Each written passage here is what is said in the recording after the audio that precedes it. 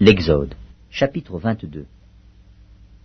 Si un homme dérobe un bœuf ou un agneau, et qu'il l'égorge ou le vende, il restituera 5 bœufs pour le bœuf et 4 agneaux pour l'agneau. Si le voleur est surpris dérobant avec effraction, et qu'il soit frappé et meurt, on ne sera point coupable de meurtre envers lui. Mais si le soleil est levé, on sera coupable de meurtre envers lui. Il fera restitution. S'il n'a rien, il sera vendu pour son vol. Si ce qu'il a dérobé, bœuf, âne ou agneau, se trouve encore vivant entre ses mains, il fera une restitution au double. Si un homme fait du dégât dans un champ ou dans une vigne, et qu'il laisse son bétail paître dans le champ d'autrui, il donnera en dédommagement le meilleur produit de son champ et de sa vigne. Si un feu éclate et rencontre des épines, et que le blé en gerbe ou sur pied, ou bien le champ soit consumé, celui qui a causé l'incendie sera tenu à un dédommagement. Si un homme donne à un autre de l'argent ou des objets à garder, et qu'on les vole dans la maison de ce dernier, le voleur fera une restitution au double, dans le cas où il serait trouvé.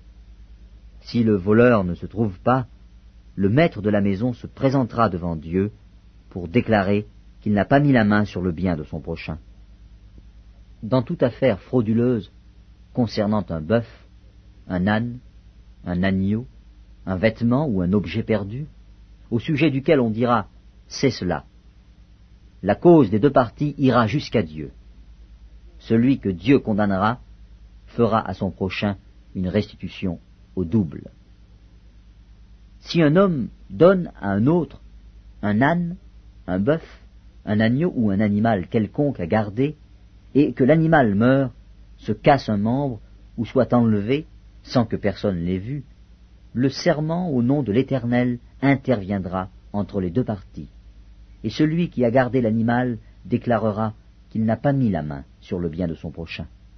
Le maître de l'animal acceptera ce serment, et l'autre ne sera point tenu à une restitution.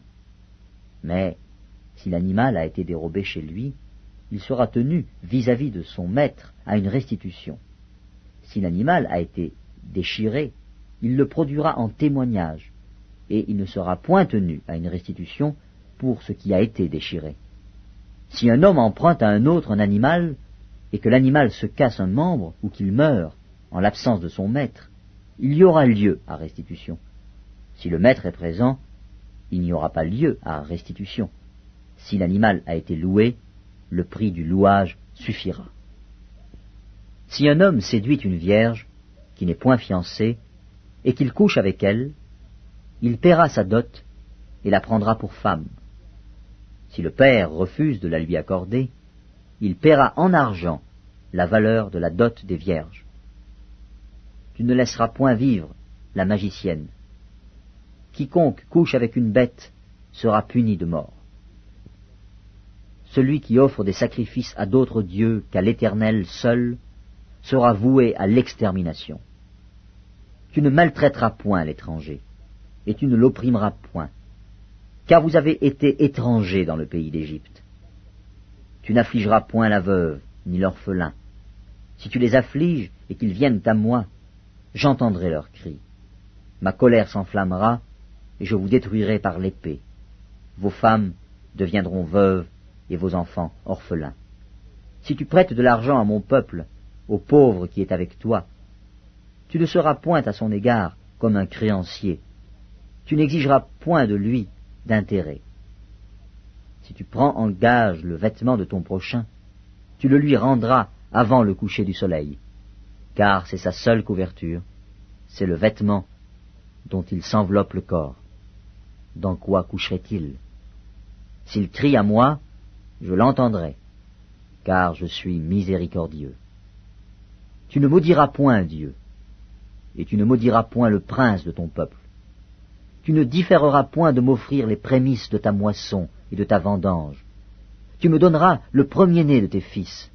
Tu me donneras aussi le premier-né de ta vache et de ta brebis. Il restera 7 jours avec sa mère, le 8e jour, tu me le donneras. vous serez pour moi des hommes saints. Vous ne mangerez point de chair déchirée dans les champs, vous la jetterez aux chiens.